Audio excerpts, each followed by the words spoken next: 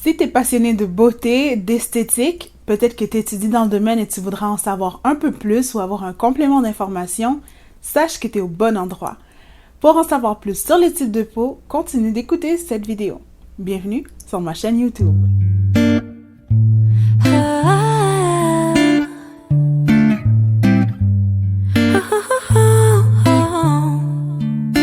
Sunday morning, waking up with you.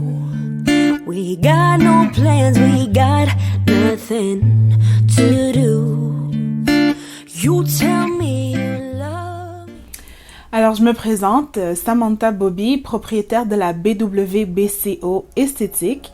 Oui, je suis esthéticienne de formation. Je suis aussi technicienne et formatrice en pose d'extension de cils. Pourquoi les types de peau? Bien, je me suis dit que ce serait intéressant de jeter les bases, puis commencer par les types de peau. Parce que un des problèmes numéro 1 que je rencontre en institut, c'est que je réalise que la plupart des gens ne connaissent pas leur type de peau. Ce que ça fait, c'est que les gens achètent les mauvais produits, ce qui fait en sorte que ça crée des débalancements, ils dépensent trop d'argent et ils n'ont pas les résultats escomptés. Donc, pour toutes ces raisons, je me suis dit, pourquoi ne pas commencer par ça? Puis à partir de là, on pourra bâtir une belle conversation autour du sujet. En institut, une esthéticienne qualifiée va procéder de différentes façons pour trouver le type de peau de la personne. Évidemment, on va observer la peau de la personne sous une loupe. On va procéder aussi à un premier nettoyage pour enlever le maquillage ou les impuretés, par exemple. Mais aussi, on va poser des questions à la personne. Parce que ce qu'on essaie de trouver, c'est quelles sont les activités sébacées de la personne. Sébacé, c'est relié avec sébum. Donc, on veut voir comment se comporte le sébum de la personne. Vous avez sûrement déjà entendu le mot pore. Mais dans cette vidéo, je vais plutôt utiliser les termes ostia ou un ostium parce que les pores, c'est plutôt la transpiration qui sort de ça et on ne les voit pas à l'œil nu. Ce qu'on peut observer, ce sont plutôt les ostias. Des ostias va sortir le sébum et le poil. Donc, c'est pour ça que je vais utiliser ce terme de préférence. Donc, si vous avez bien compris, pour trouver le type de peau de quelqu'un, on va regarder ses activités sébacées. Donc, si la personne produit pas assez de sébum, trop de sébum, ou est-ce que c'est équilibré, est-ce que c'est mixte, mais c'est comme ça qu'on va trouver le type de peau de la personne. Comme on l'a dit, c'est essentiellement les activités sébacées, donc quelle quantité de sébum qui sort ou qui ne sort pas de la peau, qui fait en sorte qu'on va pouvoir déterminer le type de peau de quelqu'un.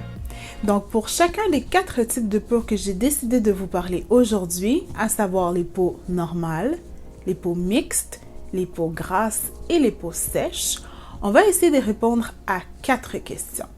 Premièrement, c'est quoi l'activité sébacée de ce type de peau? Deuxièmement, visuellement, de quoi ça peut avoir l'air? Troisièmement, quelles sont les actions que vous voudriez poser pour ce type de peau-là? Et pour terminer, on va voir quel type de produit vous allez préférer dépendamment de votre type de peau. Comme premier type de peau, on va voir les types de peau normales.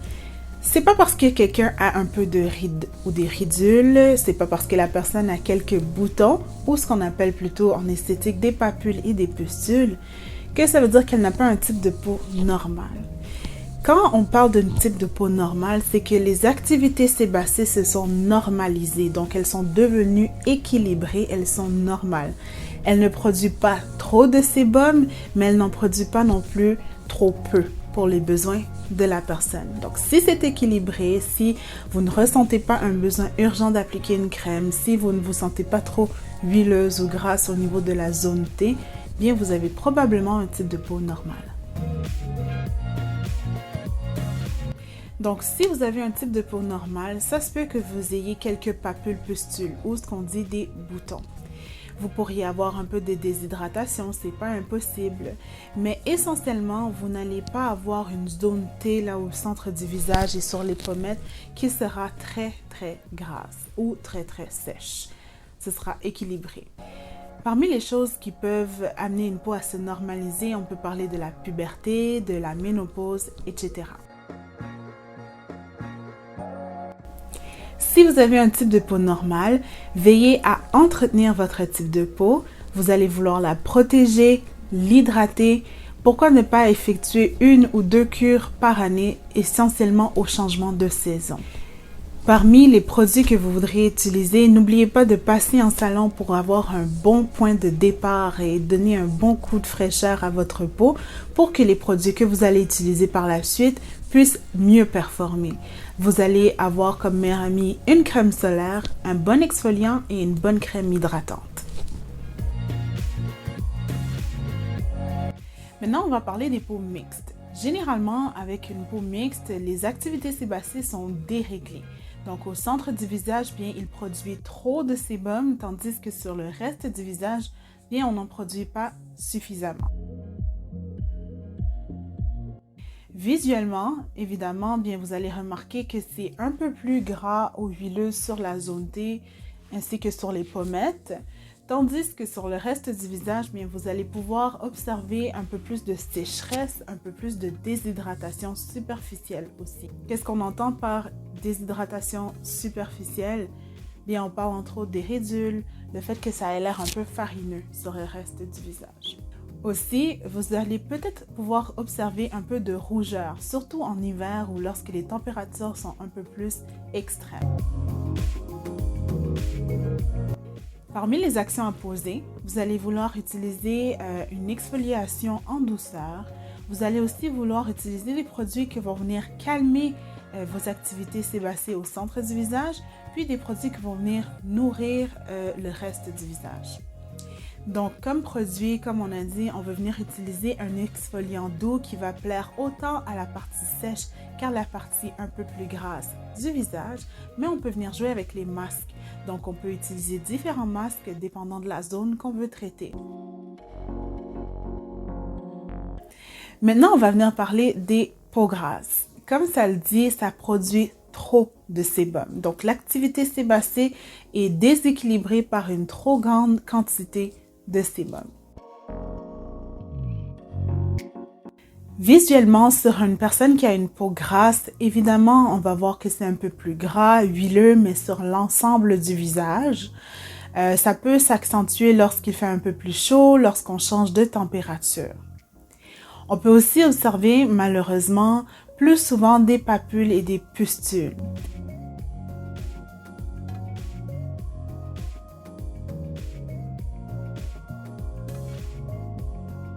On peut aussi observer des rougeurs et des télangiectasies sur le visage d'une personne qui a une peau grasse. Ça peut aussi s'étendre sur le décolleté et le dos. Si vous avez une peau grasse, vous allez apprécier un exfoliant doux avec les grains réguliers pour ne pas créer des micro-fissures sur votre peau. Vous voulez venir utiliser un exfoliant qui va déloger délicatement les peaux mortes qui seraient restées coincées sur votre peau. Puis ensuite, vous allez utiliser un bon sérum hydratant. Généralement, le sérum pénètre plus en profondeur dans la peau et lorsqu'on a une barrière de sébum qui est en bonne condition, bien ça permet à l'hydratation de rester bien emprisonnée dans la peau et de vous donner cette sensation pulpeuse et de peau jeune, fraîche et en santé. Vous allez aussi apprécier les peelings chimiques, les cures de microdermabrasion. Cherchez des produits qui vont venir apaiser vos glandes sébacées, donc pour qu'elles ne produisent pas trop de sébum. Maintenant, on va parler des peaux sèches. Lorsqu'on parle de peau sèche, on ne parle pas de l'hydratation de la peau, on parle vraiment des activités sébacées. C'est important parce que beaucoup de personnes disent « Oh, j'ai la peau sèche », alors qu'elles disent en réalité qu'elles ont une peau déshydratée. Donc, une peau sèche, c'est une peau qui ne produit pas suffisamment de sébum. Visuellement, c'est un peu plus rare, quoique ce n'est pas impossible, qu'une personne qui a la peau sèche produise des papules pustules. Pourquoi? Parce que justement, elle ne produit pas assez de sébum. Donc, généralement, elle va avoir une peau avec un aspect farineux parce que, comme on l'a dit un peu plus tôt, le gras, le sébum permet de retenir l'hydratation dans la peau. Donc, si on n'a pas assez de gras, bien évidemment, l'hydratation s'échappe un peu plus facilement. Donc, visuellement, ça va avoir l'air un peu plus farineux. Ces personnes sont vont faire un peu plus de ridules, un peu plus de rides, un peu plus rapidement. Généralement, étant donné que l'hydratation est déficiente, bien la plupart du temps, on peut remarquer un peu de rougeur à la surface de la peau. On peut remarquer aussi des télangiectasies. Les personnes avec une peau sèche peuvent être victimes aussi plus souvent de couperose pour ces raisons-là. Donc, parmi les actions qu'on veut poser pour quelqu'un qui a une peau sèche, évidemment, on veut venir la nourrir. Donc, le gras, c'est la nourriture de la peau. On veut aussi lui donner un bon sérum hydratant qui sera emprisonné avec une bonne crème hydratante. On veut exfolier aussi une peau qui est sèche. Puis, on veut venir calmer les capillaires sanguins. On veut venir apaiser la peau, lui redonner une sensation de confort. Parmi les produits que vous allez apprécier davantage si vous avez une peau sèche, vous allez surtout aimer les petits exfoliants doux, les exfoliants enzymatiques qui n'ont pas de granules pour venir rajouter sur la sensation d'inconfort. Donc, généralement, une petite exfoliation en douceur sera votre meilleur ami. Vous allez aussi vouloir utiliser une bonne crème riche. Un petit truc, utilisez une crème de nuit riche pour traiter la nuit et le jour pour ne pas avoir cette sensation désagréable de crème un peu trop grasse, bien utiliser une crème hydratante un peu plus légère. Mais surtout, si vous avez une peau sèche, n'oubliez pas d'utiliser une protection solaire. En résumé, on a vu 4 types de peau aujourd'hui et pour chacun des 4 types de peau, on a répondu à 4 questions différentes. Quelle est l'activité sébacée de cette peau? Visuellement, ça a l'air de quoi? Qu'est-ce qu'on peut poser comme action et quels produits on peut préférer si on a ce type de peau-là? N'oubliez pas qu'en dépit de votre type de peau, vous pouvez quand même avoir des affections de la peau. Que ce soit une déshydratation profonde, vous pourriez avoir des comédons, vous pourriez avoir des rides, des ridules, etc. Mais ça, on va en parler dans une autre vidéo. Si vous voudriez en savoir plus, je vous invite à vous abonner à ma chaîne parce qu'il y a d'autres vidéos qui s'en viennent. Je vous invite aussi à visiter mes autres réseaux sociaux ainsi que mon site internet. Beaucoup de bonnes choses s'en viennent pour les prochaines semaines, les prochains mois et ça me ferait plaisir de vous avoir dans le bateau avec moi. Sinon, bien, on se dit à la prochaine pour une autre vidéo sur la BWBCO.